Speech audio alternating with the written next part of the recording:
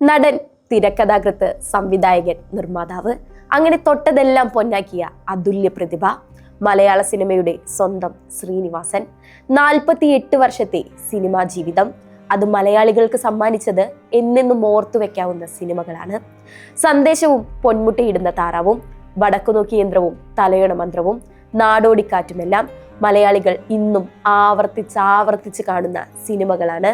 അദ്ദേഹത്തിന്റെ കഥാപാത്രങ്ങളും ഡയലോഗുകൾ പോലും ഇന്നും നമുക്ക് കാണാപാഠമാണ്.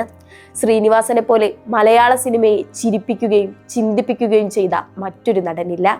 ഇപ്പോഴിതാ ഈ 69-ാം വയസ്സിൽ അദ്ദേഹം നമ്മോട് വിട പറയുമ്പോൾ അഭിനയിച്ചു തീർത്ത ആ സിനിമകൾ എന്നെന്നും മനസ്സിൽ മായാതെ നിലനിൽക്കുമെന്നുറപ്പ്. ഒപ്പം വർഷങ്ങൾ നീണ്ട ഒരു സിനിമാ ജീവിതത്തിന്റെ ശ്രീനാട്യം അവസാനിക്കുന്നു.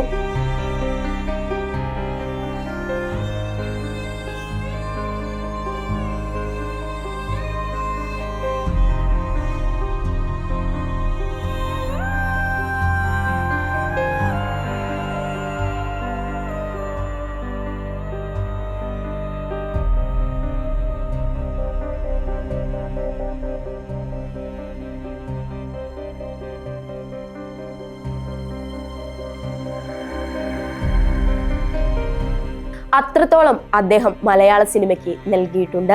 സൂപ്പർ സ്റ്റാർ സരോജ് കുമാറിനെയും നോവലിസ്റ്റ് അംബുജാക്ഷനെയും ഷൺമുഖത്തെയും മറക്കുന്ന മലയാളികളുണ്ടോ? ശ്രീനിവാസൻ എന്ന പ്രതിഭ പകർന്നാടിയ എത്ര കഥാപാത്രങ്ങൾ. മലയാളി തന്നെ കളിയാക്കാനുള്ള മനസ്സ് നേടിയത് ശ്രീനിവാസൻ കഥാപാത്രങ്ങളിലൂടെയാണെന്ന് പറഞ്ഞാൽ അതിൽ അതിശയോക്തി കാണാനാകില്ല. നടനപ്പുറം അദ്ദേഹം എഴുത്തുകാരനാണ്, സംവിധായകനാണ്, സാമൂഹ്യ വിമർശകനാണ്.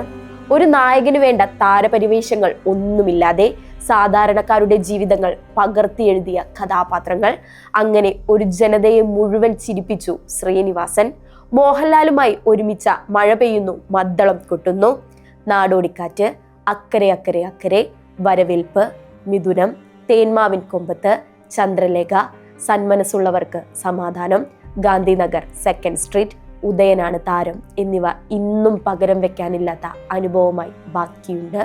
മമ്മൂട്ടിക്കൊപ്പം അർത്ഥവും, അഴകിയ രാവണനും, മേഘവും, മഴയെത്തും മുൻപേയും, ഒരു മറവത്തൂർ കനവും, കഥ പറയുമ്പോഴും, പത്തേ മാരിയും, ആ പട്ടികയും, കാമ്പും, കരുത്തുമുള്ള ജീവിതവും, ചിരിയും, കണ്ണീരും, സൗഹൃദവും പറഞ്ഞു. പിന്നെയും എത്രയോ കഥാപാത്രങ്ങൾ. ശ്രീനിവാസനെ കൊണ്ട് മാത്രമേ പറ്റൂ എന്ന് പ്രേക്ഷകർ അടിവരയിട്ട് പറഞ്ഞ വേഷങ്ങൾ. സാധാരണക്കാരുടെ പ്രശ്നങ്ങളെ ചിരിയുടെ മേമ്പടിയോടെ അവതരിപ്പിക്കാൻ ശ്രീനിവാസന് സവിശേഷമായ കഴിവുണ്ടായിരുന്നു.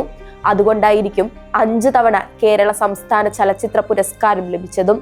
മാത്രമല്ല, ശ്രീനിവാസൻ എഴുതി സംവിധാനം ചെയ്ത് അഭിനയിച്ച ചിന്താവിഷ്ടയായ ശ്യാമള, വടക്ക് നോക്കി യന്ത്രം എന്നീ ചിത്രങ്ങൾക്ക് ദേശീയ പുരസ്കാരങ്ങളും ലഭിച്ചു.